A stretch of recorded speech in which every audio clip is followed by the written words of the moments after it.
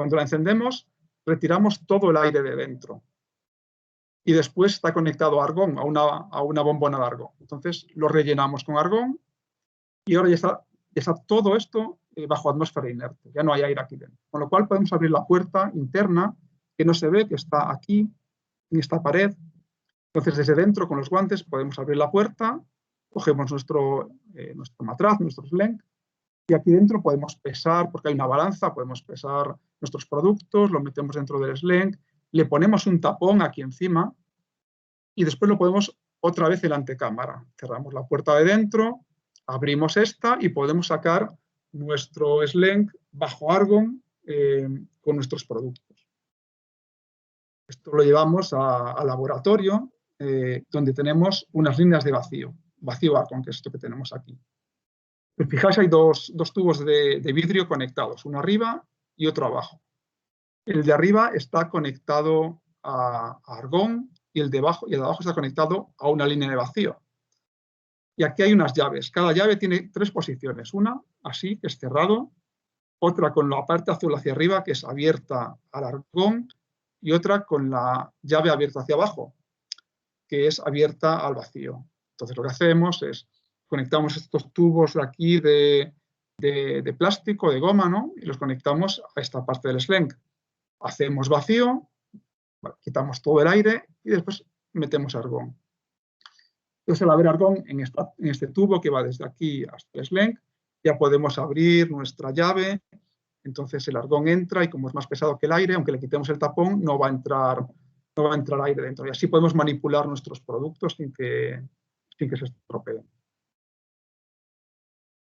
Entonces ahora os voy a hablar de otra parte de nuestra investigación, que es un poquito distinta. Si recordáis, uno de los inconvenientes de los combustibles fósiles es que es la polución en las grandes ciudades, ¿no? Se produce la producción de óxido de nitrógeno, óxido de azufre y materia particulada. La materia particulada es esta especie de hollín que veis, esta nube gris que veis sobre la ciudad, que también se produce muchas veces debido a la presencia de óxidos de nitrógeno. El óxido de nitrógeno normalmente es el contaminante atmosférico más importante en las grandes ciudades. Entonces, nosotros lo que pensamos es que sería interesante en estos edificios que veis aquí, estos rascacielos con muchísimo cristal en las fachadas, sería interesante poner un catalizador en las fachadas, en los cristales, que destruyese esos óxidos de nitrógeno, ¿no? Pues estaría bien. Entonces, empezamos a trabajar en eso. ¿Y cómo hacemos esto? Pues esto lo hacemos con unos fotocatalizadores, ¿vale? Estos fotocatalizadores se activan por la luz solar y en presencia del oxígeno de la atmósfera pasan los óxidos de nitrógeno a nitratos, que ya no son nocivos. Entonces, si veis aquí, esto es un fotorreactor, ¿vale? Si veis aquí en el medio hay un vidrio que encima tiene una capa de fotocatalizador. No se ve porque es transparente. Y este fotorreactor lo que hacemos es pasar por aquí una mezcla de óxido de nitrógeno y aire que pasa por encima del vidrio y después sale. Esto de aquí no está hueco, ¿vale? Esto tiene una tapa bueno, no es vidrio porque el vidrio no deja pasar la radiación ultravioleta y este fotocatalizador funciona con luz ultravioleta. Lo que tenemos es es cuarzo, es un cristal de cuarzo, ¿vale? Que permite que pase la radiación ultravioleta. Entonces, ¿cómo preparamos nuestro catalizador? Perdón, pues esto que veis aquí, un robot, se llama Deep Coater, y lo que tiene es aquí un brazo móvil, esto que veis aquí arriba, que sube y que baja. Esto se controla con un ordenador que está programado con Arduino. Y entonces en estos tornillitos que veis aquí se coloca una pieza de vidrio. Esta pieza de vidrio se sumerge aquí en esta cubeta, es un poco fea aquí de color negro, que tiene nuestro catalizador disuelto en un alcohol, en etanol normalmente.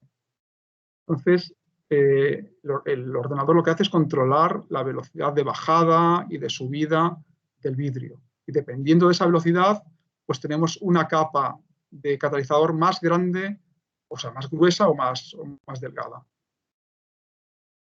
y después lo metemos en un horno y lo podemos secar, ¿vale? Y ya queda nuestro vidrio con el catalizador sobre él. ¿Y cómo medimos la actividad? Pues la medimos con esto. Esto es el sistema experimental. Es un poco complicado, así a simple vista, pero bueno, lo que tenemos esencialmente son aquí unos controladores de flujo que nos permiten, por medio de este ordenador, controlar la cantidad de aire y de contaminante, es decir, de óxido de nitrógeno, que entra aquí en esta caja negra. Esta caja negra lo que tienes en la parte de arriba es una lámpara ultravioleta y debajo tiene el fotorreactor que os enseñé antes, ¿vale? Entonces, con el ordenador sabemos la cantidad de óxido de nitrógeno que entra por aquí. Pasa por aquí y sale por aquí.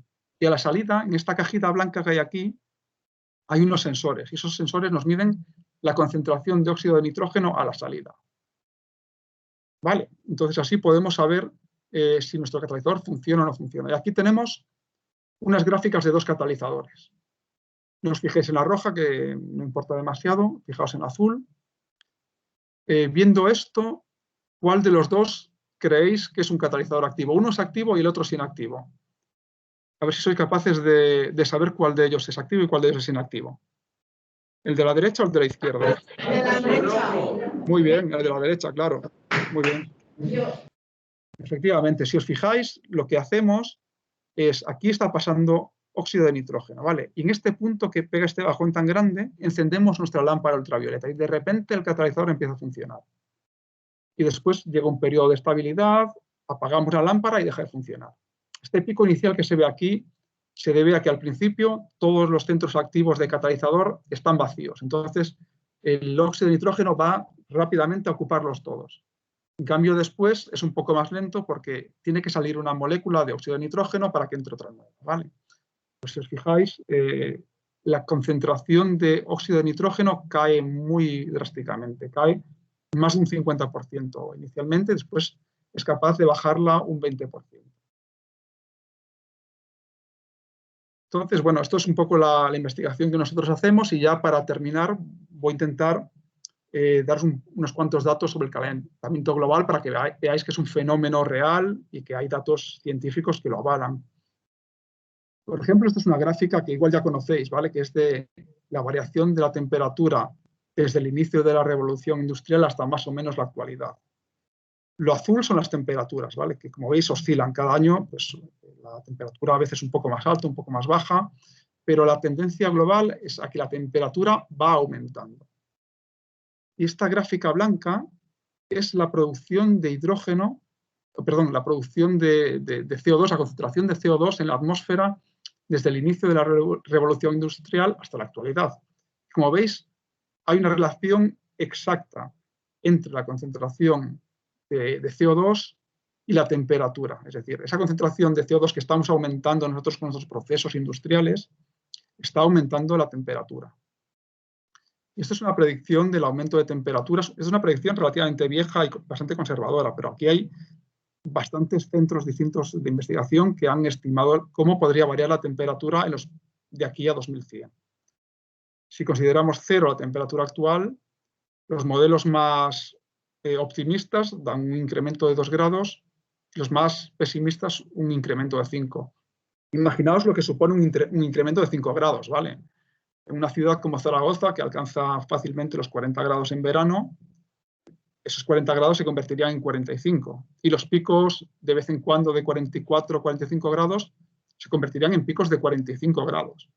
Perdón, de 50 grados. Estamos hablando de temperaturas en las que sería difícil incluso vivir.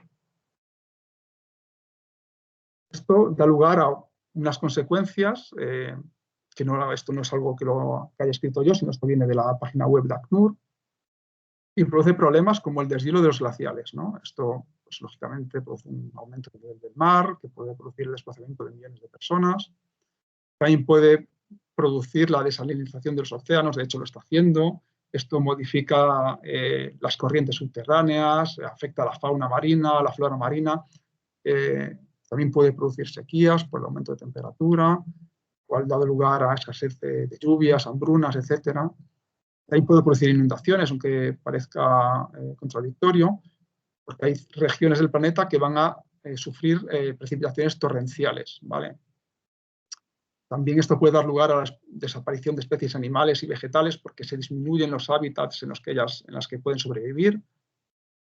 También tiene efectos sobre la agricultura y la ganadería, lo cual podría dar lugar a escasez de alimentos, podría dar lugar a incendios forestales, lo cual es un peligro para las especies animales y para las plantas, y también para el ser humano, y además aumentaría todavía más la producción de dióxido de carbono.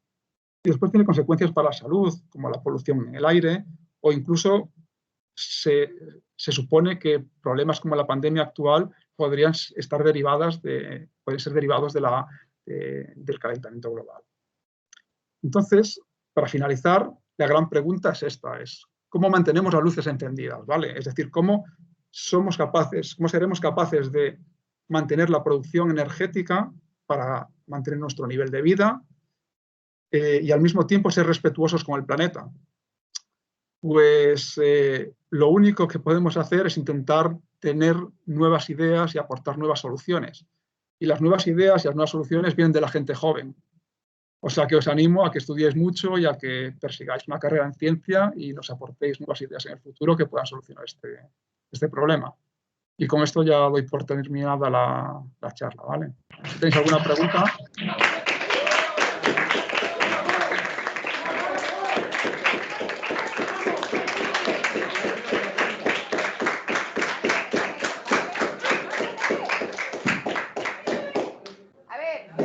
¿Alguien tiene una pregunta? Que levante la mano.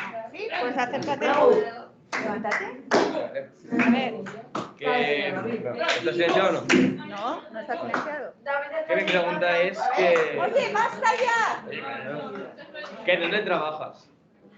Yo trabajo en el ISQCH, que es un instituto mixto entre el CSIC y la Universidad de Zaragoza. Es un centro de investigación. ¿Alguien tiene alguna pregunta más? Sobre el hidrógeno, sobre los contaminantes. Ha quedado muy claro. Ha quedado muy claro, dicen. Claro, vale, me alegro. Bueno, pues entonces, nada, muchísimas gracias. A vosotros. Sí, espera, parece que tienen una pregunta. Vale. Si es posible... Acércate. Acércate. Si no, desde ahí no te oye. Aquí, que está la cámara aquí. Si es posible descubrir algún nuevo tipo de hidrógeno. De combustible. O sea, esta vez el gris, el azul, el verde. Vale, sí. A ver, no son nuevos tipos, son modos de producción, ¿vale?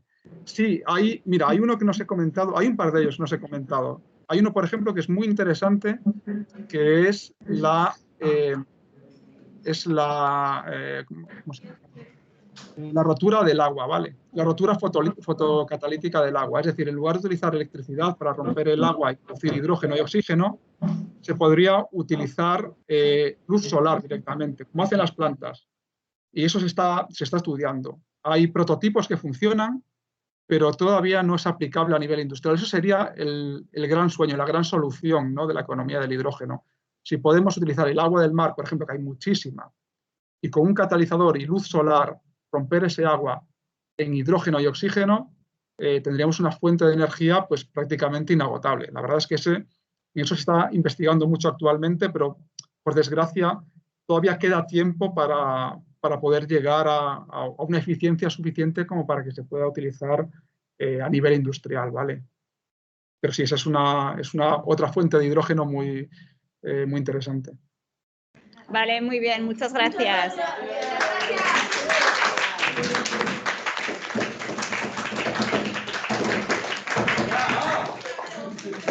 Bueno, gracias a todos, ha sido un placer.